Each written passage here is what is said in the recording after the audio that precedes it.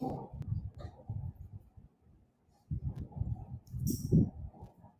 on StratNewsGlobal. I'm Nitin Gokhale.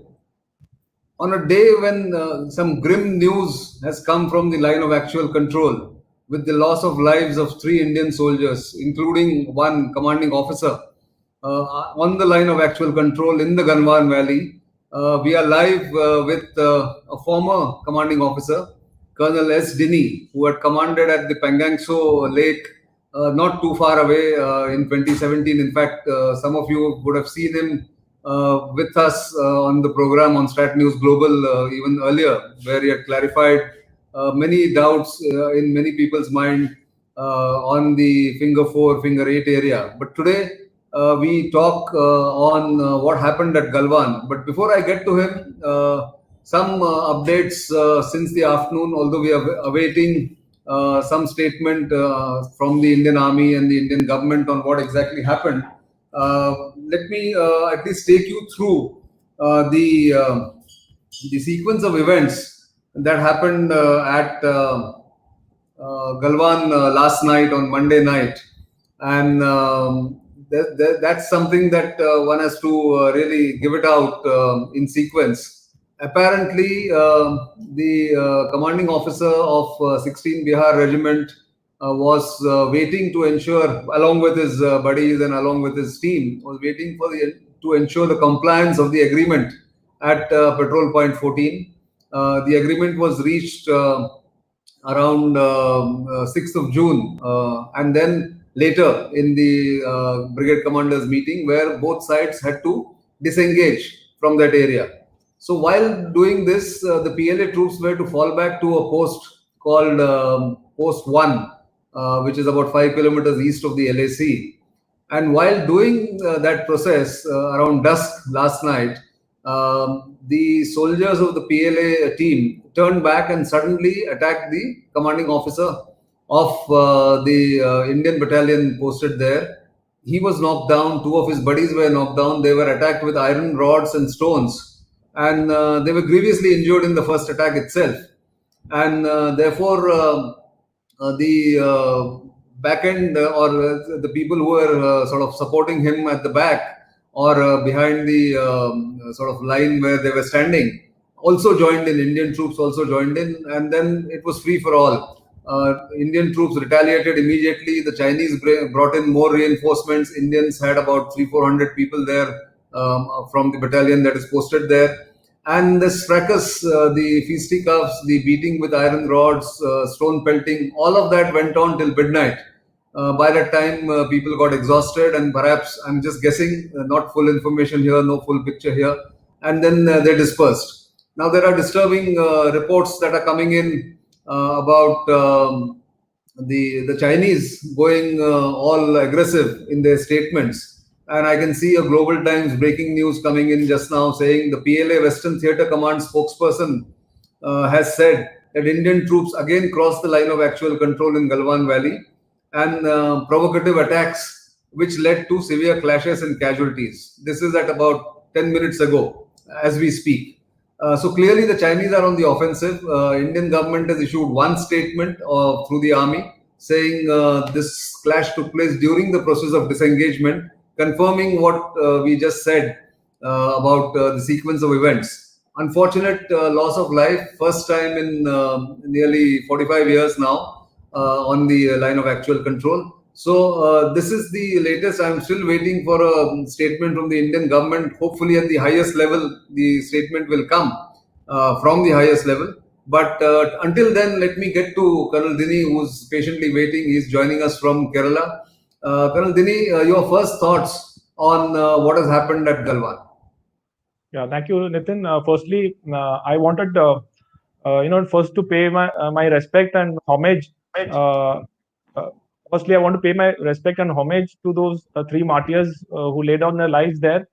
It is one of those unfortunate incidents which, as you rightly mentioned, for the last 45 years, these kind of things have not happened there. But I always had a kind of thing that this is something which was, it is just waiting to happen, and and I expected this to be in the area of Pangong Tso, but never in the area of in the Galwan area. And this thing, what brings out is three thing which stands out, and this is three facts or three points which I want to mention is, number one, as you mentioned, that this was during the process of de-escalation, which is clearly has been mentioned in the statement which has come, and that's what as is happening for the past few days. The first was it is during the de-escalation process. Second is that the casualties have happened because of no firing. It is because of the stone pelting and the rods. And I've also come, we have reports that people fell off because there's a sheer cutting there, so people have fallen into the river. So those kind of things have happened. Third, it's also that it happened in the night. If I whatever reports which we are getting is that it happened in the night. So these things, these factors, once you take into into consideration, it's very difficult for us to arrive at an assessment of what would have happened. And I think we should not do also get into that exactly what would have happened. But to me, again, this is those kind of situation when the pressure was there on both sides. They have been out for so many days. They've been seeing each other up close for so many days, and probably that pressure also would have added to whatever violent scenes which we had seen. Apart from those agreement and disagreement of implementing the lieutenant general talks directions. So there, that misunderstanding or probably lack of understanding or one-upmanship, the way they disengage, the kind of the body language and all those things, all these factors would have come into play, Nitin. Otherwise, these kind of things. Although yes, I used to always constantly used to pray that these things never used to happen, because it is always it can happen at any point of time. You're dealing with two armies and with soldiers who are fighting and protecting their own land and in extreme conditions. So how each one of them behaves, it is for anybody to guess. And you add on that these people have been out for almost a month now. So, and the fact that the commanding officer himself was there, that itself shows that he was there, negotiating for the disengagement and for the de-escalation process.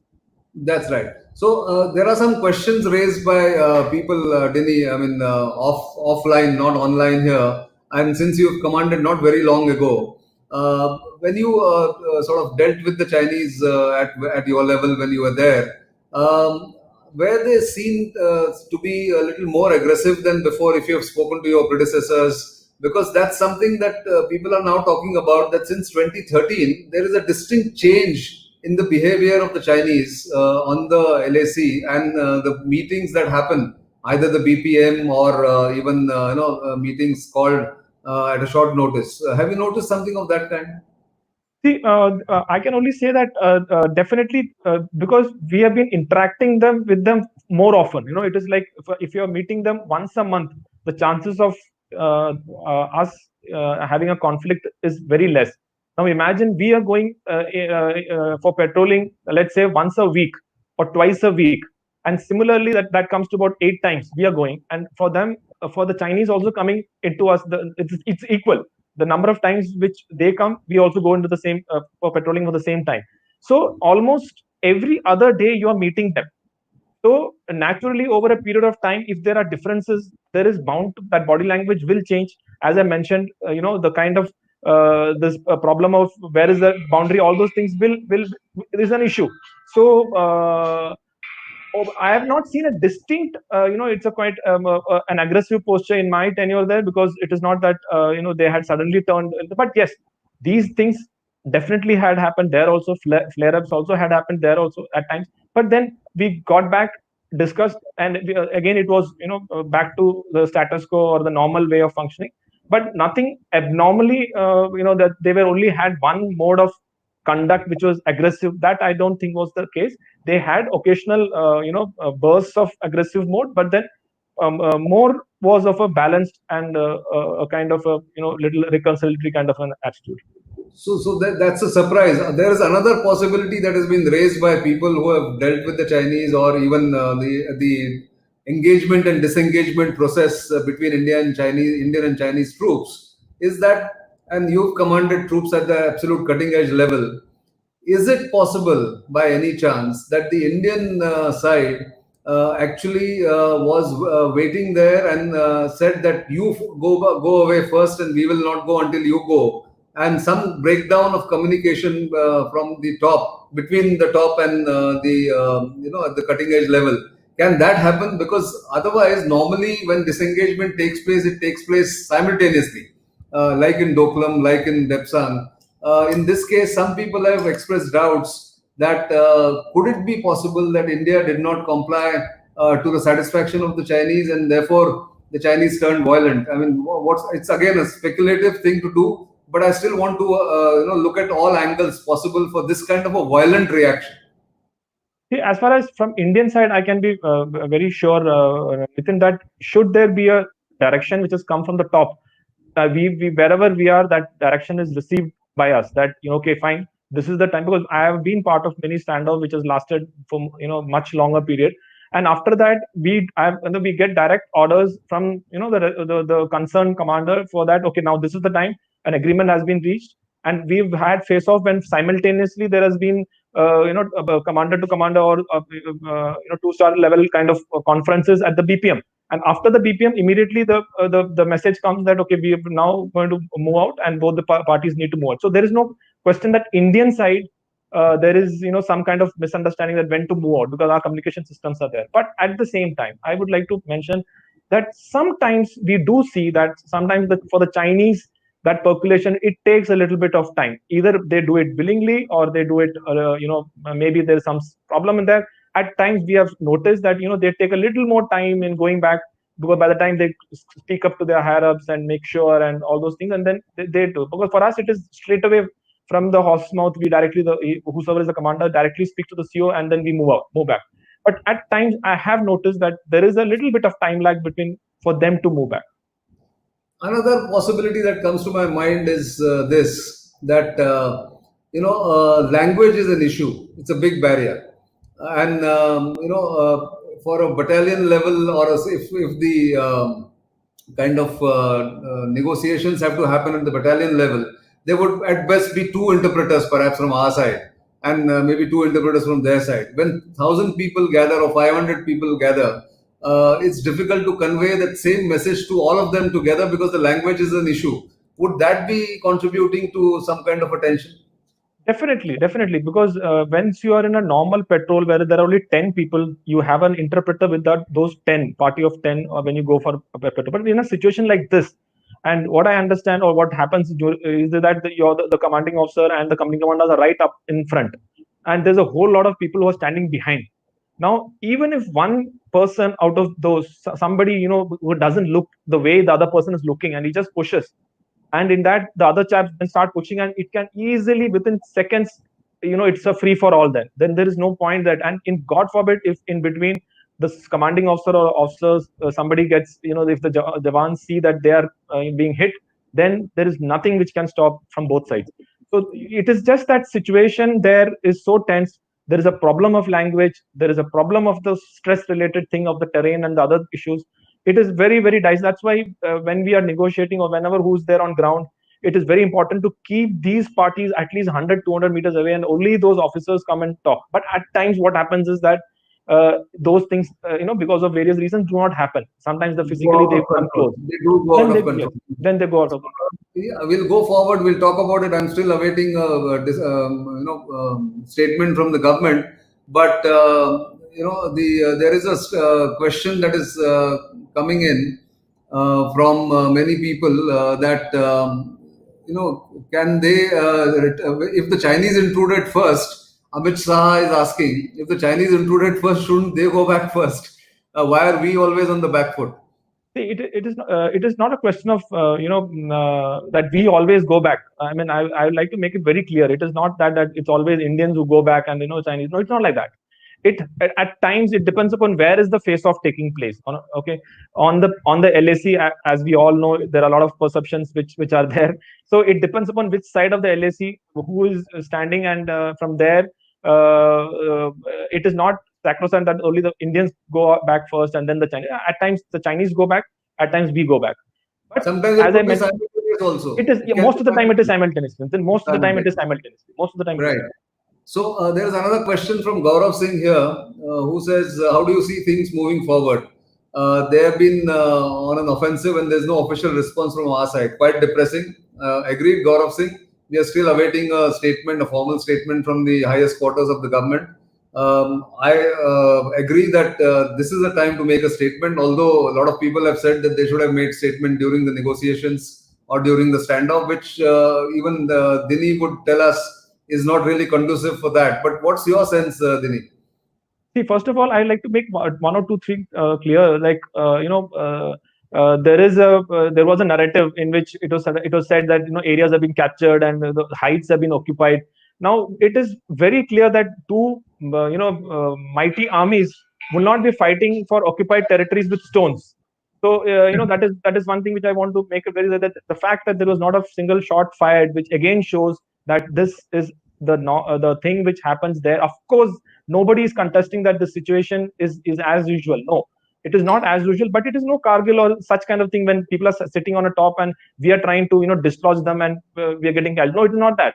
If that would have been the case, then all hell would have broken loose by now.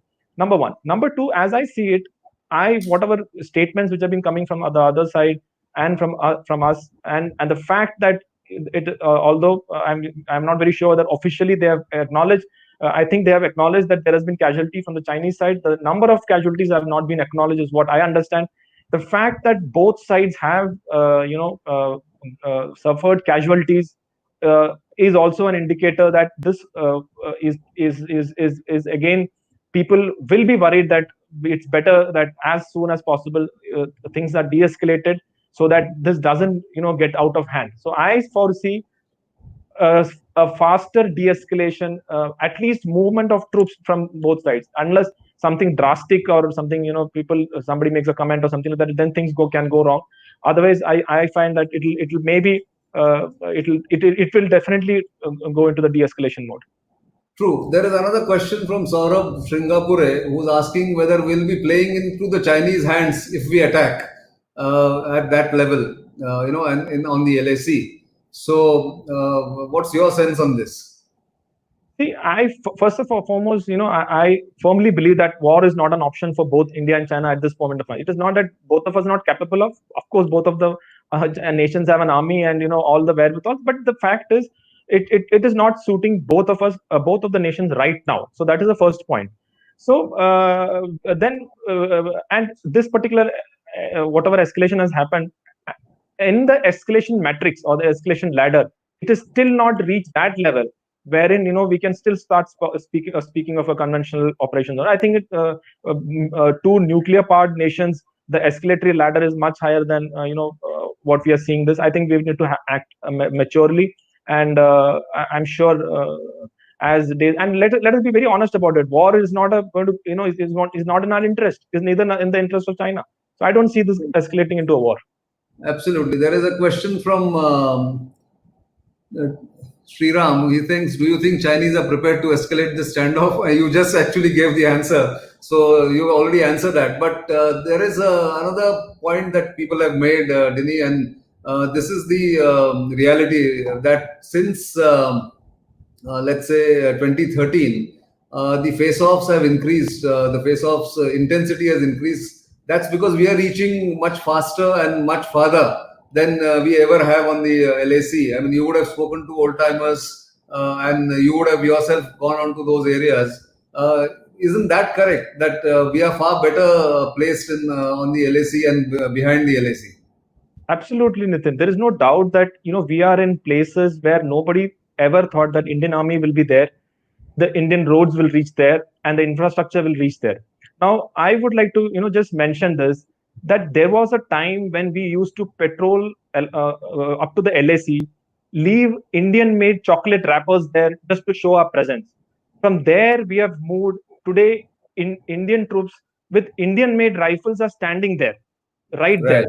So naturally, there will be a conflict. There will be conflict. So when and the number of contacts will increase. So earlier, a party of people used to take 10, 15 days to reach there. Hats off to their courage, and that if one goes to that area, it is unimaginable that how did they reach there on their own without any kind of support. That was the time which was there. Today we are there right on the LAC, and that is why these conflicts are happening. And I feel that this will only increase in the coming days. That's true. So there is another question from Bunty Bunty Nafstar. How strong India is in Indian Ocean, and worst case scenario, can India dominate the Indian Ocean over China?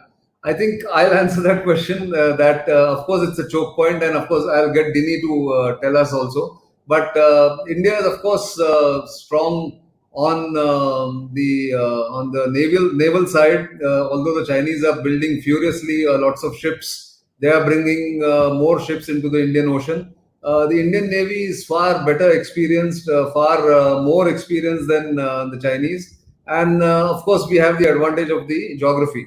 But all that will come into play later. Let's not link what's happening at a tactical level for a strategic message in the Himalayas to what we can do in the Indian Ocean at the moment. That could come a little later, and I would like Dinny to also, sort of weigh in on this.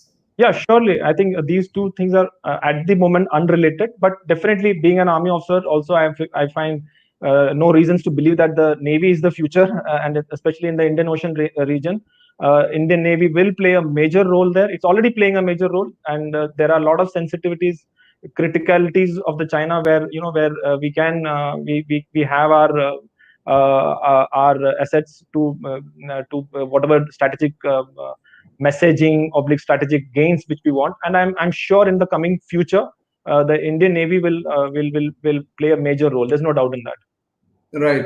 Now, there is one question from Pavan Sai. We have been talking here about Chinese land grab technique, art of war. Why can't we put a strategy and deal with it, even though that this is their art of war? I was speaking to a former Northern Army commander, General Parnaik, just about 2 hours ago, and he spoke about something that he had done in Depsang in 2013. When the Chinese came in Depsang on the sort of northeast of Ladakh, he activated something in southeast of Ladakh near Chumar. But that has to be done if a tit for tat or a quid pro quo kind of a trick has to be done, or a deployment has to be done. That needs to be done within 24 or 48 hours of that particular incident or intrusion happening. At the moment, this tension had gone up, or the attention on this entire border was so much that India couldn't have done anything of this kind after about 7-8 days, because initially India thought that negotiations will resolve this issue. Dinny, your take on this? Yeah, absolutely. I think, Nitin, you rightly mentioned that whatever action was required to be taken, I think India took it in a manner that to wherever that parties had come, to stop them there. This option of going there is the LAC itself such a vast area, and there are so many options available which we all know, and which is there. But as you rightly mentioned, that the aim was to de-escalate rather than to go up the escalation ladder. So at this point, I think those options I don't think is relevant now.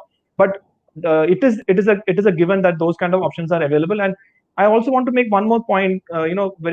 Just a point that those kind of land grabbing kind of thing, it used to happen. There is no doubt.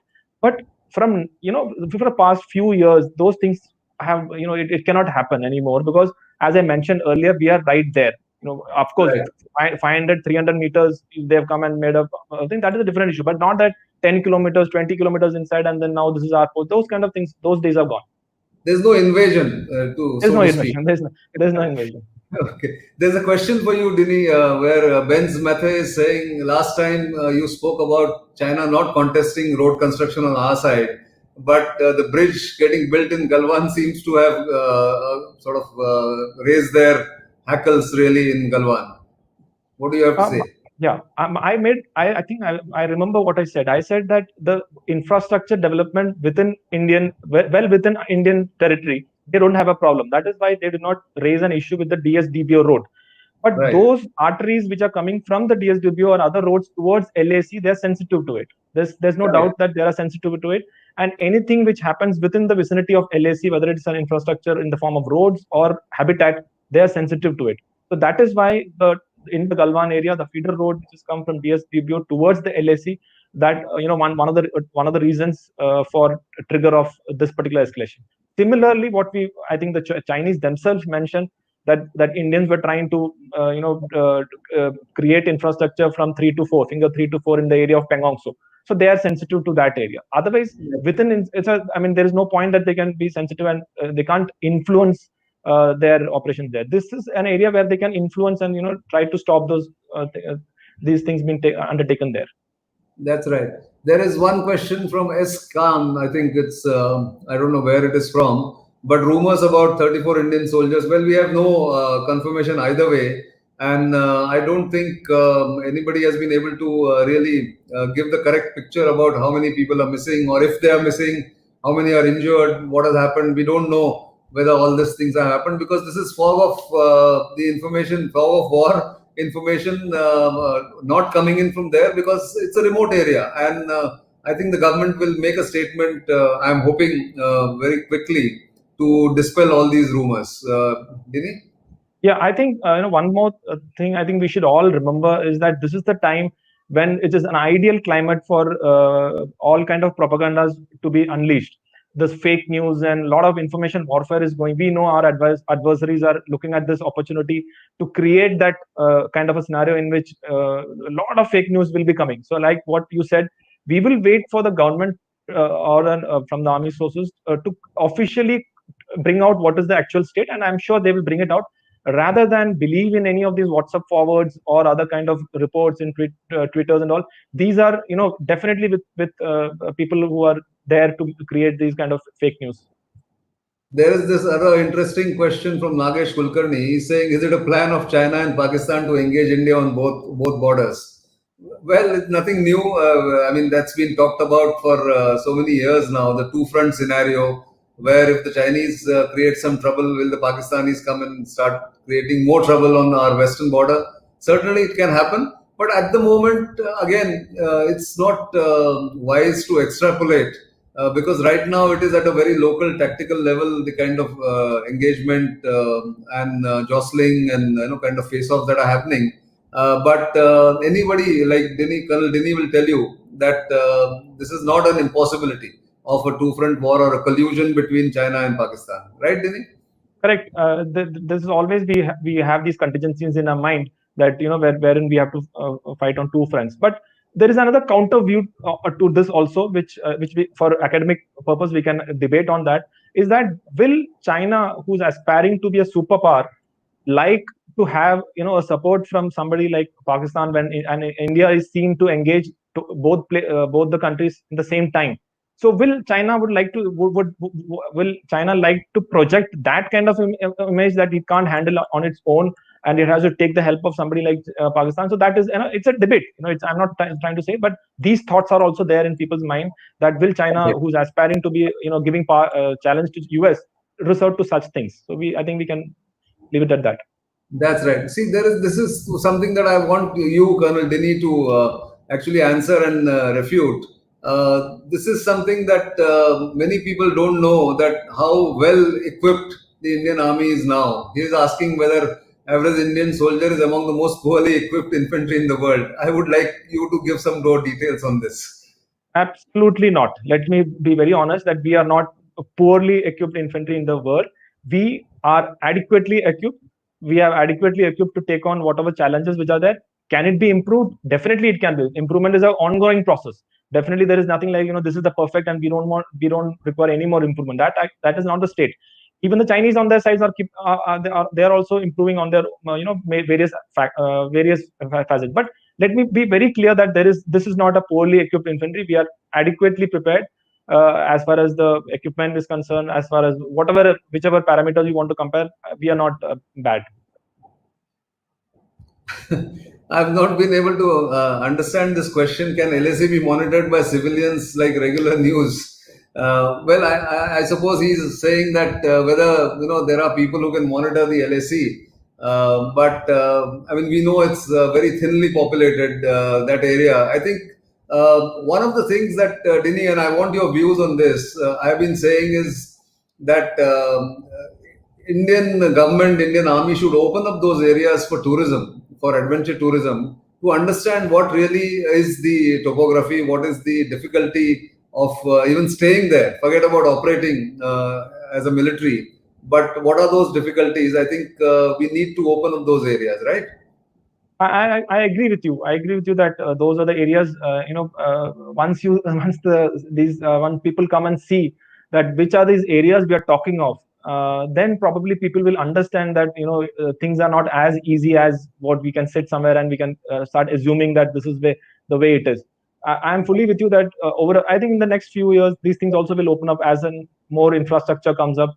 I think we will see more kind of people moving closer to the LAC and seeing those areas for them firsthand. And then only the perspectives will clear. No matter how much I explain, no matter whatever it is very difficult for anybody to understand, because that is the kind of a person who has been there only will understand exactly what goes through there, serving there. Right. On that note, Colonel Dinny, I must thank you again for joining us on this live broadcast. Let's hope that the news doesn't get worse than what it is already. Although there are grievous injuries, as I hear, amongst our soldiers, as well as, of course, the Indian soldiers. And let's hope and pray that saner view and saner minds will prevail. There is already, I'm sure, a lot of discussion going on between the governments on both sides in Beijing and in New Delhi. But certainly, I think one last thought from you. We need to have a better communication strategy. I think not a running commentary, but at least some information to be given officially to the Indian people. But that's always the dilemma. I have said no earlier that there should be no running commentary, and I stick to that. But I think a statement now is warranted from the government. I agree that there is no requirement for running commentary, but definitely at this point of time, there is a requirement for an official statement coming and for us to know that what is the exact nature of the event the incident which has happened there, so that all these kind of rumor mongering and all those things are set to rest. So that is a necessity now. Till now, yes, during the negotiations, it was a part of the negotiation tactics that you don't discuss what is exactly the way, so that you're not giving the other person wrong signals, or you're giving him other advantage to him. But at this moment, I fully agree with you that there is a requirement for an official version of what has happened yesterday. That's right, because that's my old saying, and I'm going to end it here. That if you don't give out facts, fiction will be written. Is what I've been saying to many of my students and to other interlocutors that I do the workshops on media interaction. And I think that holds true today. So let's hope that we get clarity on what's exactly happened, and we pray for those who are injured that they get better, they recover soon, and of course our tributes to the fallen soldiers who got killed in action. Colonel Dinny, thanks very much once again, and thank you all of you who have joined here on this live broadcast. We will see how it pans out on Wednesday. If necessary, we'll come back on a live broadcast again.